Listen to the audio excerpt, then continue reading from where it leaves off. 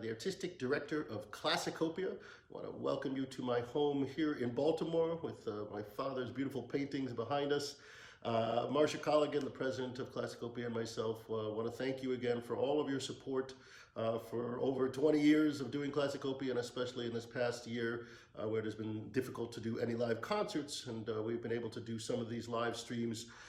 See below our website, classicopia.org. If you enjoy what you hear today, please consider making a donation so we can continue to do these concerts.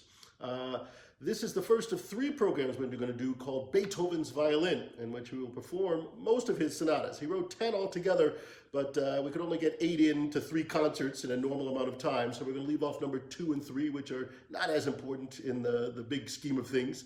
But we think we're going to give you a pretty good wide variety of his violin and piano works. And my partner in crime for this is Tim Schwarz on violin. We were the Upper Valley duo for many years back in the 90s. We had gone to Peabody together, and in 1995 were chosen as the U.S. Artistic Ambassadors of Music, and the State Department sent us on a wonderful 2-month tour of countries in the Middle East and Southeast Asia, including Syria, Egypt, Pakistan, Tunisia, Sri Lanka, Laos. It was an incredible journey, and we are still friends after all these years. So Tim has come down to Baltimore to make these programs. I also want to thank Francis and Emmanuel Borowski for their help in editing and videoing these concerts. So sit back and enjoy the first of our 3 programs called Beethoven's Violin. Our first program will feature 3 of his sonatas: Sonata number 1, Sonata number 4, and Sonata number 5, known as the Spring Sonata. And we're going to begin, we're at the beginning, at the first sonata, which is Opus 12, number 1. So Beethoven went to this genre, violin and piano, fairly early on and kept going through most of his life. This was a genre that Mozart had tackled considerably, written 42 violin sonatas. Although they were not what we think about as violin-centered sonatas. Mozart's were more piano sonatas with a little violin on the side. That was the norm, that the piano sort of was the leader, and the violin got a little bit of stuff to add some high notes to it. But Beethoven was the first to really try to equalize these instruments, and we'll see that through the whole oeuvre that we're going to do. In the first one, it is a little bit more piano-centric, but right at the beginning, it starts off unison with this very bold statement in the instruments, and this arpeggio up. I think Beethoven trying to say, we're going to try to be as equal as we can here, but it's filled with scales and arpeggios and just the flourish that exemplified Beethoven as a brash young man. Now, he had come over from Bonn, Germany to Vienna in 1792 and really had taken Vienna by storm. Everyone was talking about this young whippersnapper who sort of broke all the rules. He had started off studying with Haydn, but soon moved on to Salieri and others. And in fact, he dedicates this work to Salieri, who he was working at the time. We think of Beethoven as this kind of disheveled old guy shuffling through the streets, but this was not the case at this time. In fact, according to one author, he had learned to dance, had bought a horse, was sporting a powdered wig. He was a young giant, exulting in his strength and in his success, and the youthful confidence gave him a buoyancy that was both attractive and infectious. So he really did have a power, and his music showed that he was here to stay. He was not the easiest person to get along with. There's a wonderful, he started taking piano students on at this time, and to one of them he said, "You will have to practice long and faithfully before you realize that you cannot play the piano." And many of his teachers grew frustrated with him, including Haydn. One of them, a guy named Alsbechtsberger, once famously said, "This Beethoven never has learned anything and never will learn anything. As a composer, he is completely hopeless." Famous last words by a forgotten composer. But Beethoven had studied violin in Bonn, and then when he got to Vienna, he actually took lessons with Ignaz Schuppanzig, who was a very well-known violinist, led a big quartet there for whom Beethoven wrote many of his string quartets. And this Opus 12 sonata was first performed at a benefit concert for a singer named Josefa Duszek on March 29th, 1798. And it has that sort of restless expressiveness that was early Beethoven. And the critics were both admired it, but were also baffled by it, as they often were with Beethoven. Here's one critic who wrote, "The three violin sonatas of Opus 12 are overladen with difficulties. Herr Beethoven goes at his own gait, but what a bizarre and singular gait it is. To be accurate, there is only a mass of learning here, without good method, obstinacy, which fails to interest us, a striving after strange modulations, a heaping up of difficulties upon difficulties until one loses all patience or enjoyment." However, the critic, after he has tried more and more to accustom himself to Herr Beethoven's manner, has learned to admire him more than he did at first. This one is really sort of very much in the Mozartian and Haydn style, but there are moments where Beethoven was already flashing his originality. It starts off with this, again, very exciting first movement. The second movement is a theme and variations, very beautiful theme. Only four variations. The third one is in minor and has that wonderful back and forth of dynamics from very quiet to very loud within a measure. That would become a Beethoven trademark. And then the rondo is just a fun, bustling movement that sort of reminds you of a sort of opera buffa of Mozart. So I hope you enjoy Sonata number 1 in D major, Opus 12, number 1.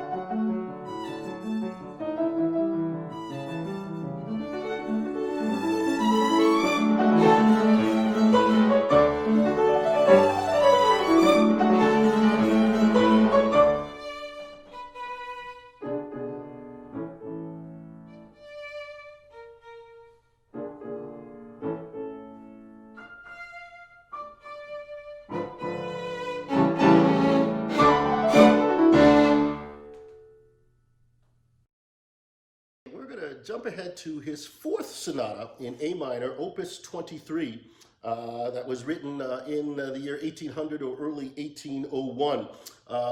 And actually, this sonata was intended to be paired with the Spring Sonata, which comes next, in the same opus number. Beethoven saw them as two contrasting dualities, one in a minor key and one in the major, one very restless and one sort of more bucolic, very much the same way he did with the Fifth Symphony into the Sixth Symphony, the Fifth Symphony being this most dramatic Fate Symphony, the Sixth, this pastoral. He tended to think of these things as contrasts, and of course he was living in this incredibly hyper-exaggerated time with the French Revolution, in which Wordsworth said, "Bliss was it in this dawn to be alive," and all the optimism that opened up. Then came the Reign of Terror and Napoleon and the violence of the times.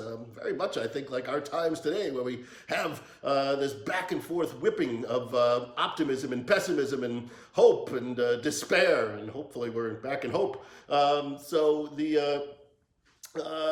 for some reason, the engraver screwed up, and it didn't turn out to go in the same opus number. So now we have Opus 23 for this one, and the Opus 24 is the famous Spring Sonata.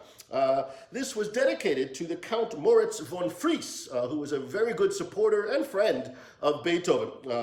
He was the owner of a very prosperous banking firm and the treasurer to the imperial court. And he was younger than Beethoven, but very wealthy and very cultured. He traveled extensively. Goethe even mentioned him in one of his works. He lived in Paris. He got painted by Elisabeth Vigée-Lebrun, very famous painter. So he knew the world, and Beethoven admired him. And he had a home there, a palace, I guess you would say, in Josefplatz. And there was a wonderful theater, private theater there, in which many of Beethoven's works were premiered, including his Opus 11 piano trio for clarinet, cello, and piano. And it was at that concert a year earlier where Daniel Steibelt, a very famous pianist, had been at.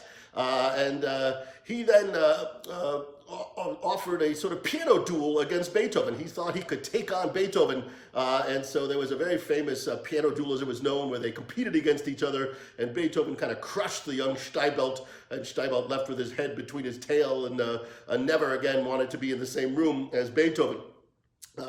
But this piece, this A1 and A minor, which is not often played, but to me is one of his best ones. It's very austere, kind of a fugal or counterpoint, sort of evoking Bach, and very virtuosic. Beethoven was a remarkable pianist, and when he first came to Vienna, it was his piano skills that really amazed people, although he was known to destroy many of the pianos he played on because he played with so much force and power. There's a wonderful a story by Anton Rykov, another composer and friend of Beethoven, who was turning pages for Beethoven one day. He said, mostly during the concert I was occupied in wrenching the strings of the piano which had snapped while the hammers stuck among the broken strings. Beethoven insisted on finishing the concerto, so back and forth I leaped, jerking out a string, disentangling a hammer, turning a page. I think I worked harder than Beethoven. But this piece, really wonderful, has this exciting first movement, the wonderful back and forth dialogue between the instruments, a sort of very elegant second movement, and then a third movement again, which shows off a lot of this piano virtuosity and drives us to a very exciting finish that, again, surprises us because Beethoven, you always think, is going to end in this big power, but this one just sort of fades away into the sunset. So I hope you enjoy Sonata number 4 in A minor, Opus 23.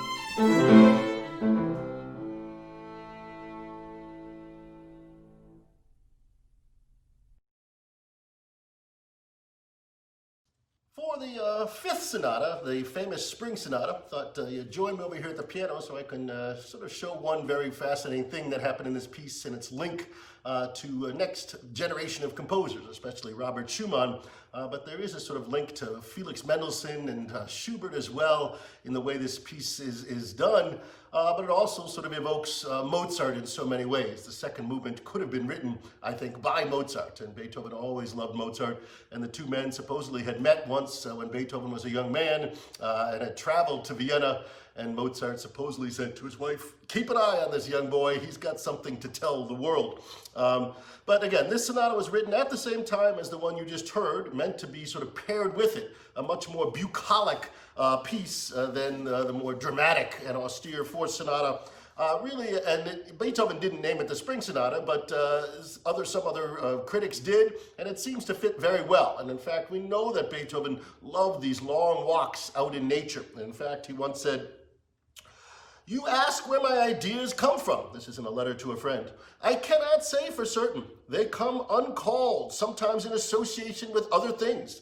It seems to me that I could wrest them from nature herself with my own hands as I go walking into the woods. They come to me in the silence of the night or in the early morning, stirred into being by moods which the poet would translate into words, but which I put into sounds. And these go through my head, ringing and singing and storming until at last I have them before me as notes." But there are many stories of Beethoven being out in nature, listening to the sounds of nature, sometimes not being able to hear them, that really sort of were a major part of his life. And this piece has the sound of spring in it, much like the Pastoral Sonata has the sound of nature. Again, it really does feel that this piece is a little bit different than the others. It's the first one with 4 movements. And again, by adding another movement, you're making a piece more like a symphony than like a sonata. You're trying to make an extra genre. Now, the little extra movement he puts in, the scherzo, is only about a minute long. It's very short. But I wanted to demonstrate, this is how this movement begins.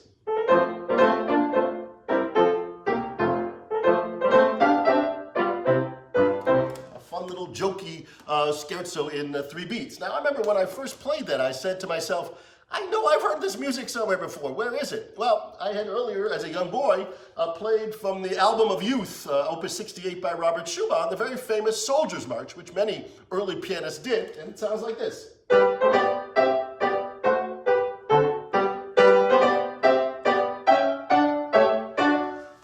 Sounds very similar. We know that Schumann did love Beethoven.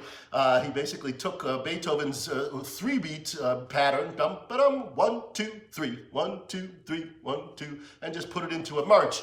But we're going to see how many of these romantic composers saw Beethoven as their god. And this piece has a very Mendelssohnian feel in the first movement, this kind of song without words, elegant back and forth dialogue of the 2 instruments.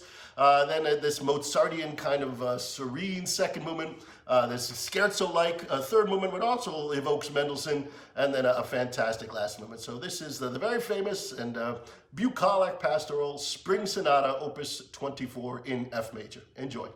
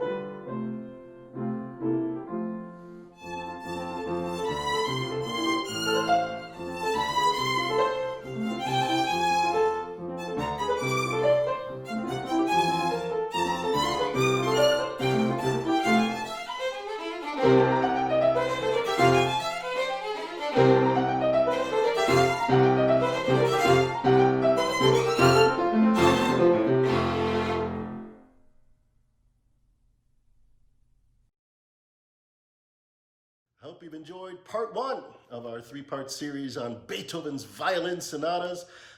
Join us again next week at the same time as we do part two. This will be sonatas number 6, 7, and 8, which come from his middle period, 1802, all of them written, which was a momentous year in which he almost killed himself just because of the pain and suffering he was going through because of the onset of his deafness. So these are very passionate, dramatic works, and hopefully you can see them with us next week. And again, if you can offer us a contribution, a donation to support these concerts, it's at the address below, CLASSICOPIA.org, and you can give any amount you want there. And we do thank you for your support. I'm Dan Weiser, the Artistic Director of CLASSICOPIA. Marcia Colligan, the President, also sends her best. And we thank you for being so supportive during this pandemic. Take care. We'll see you next week.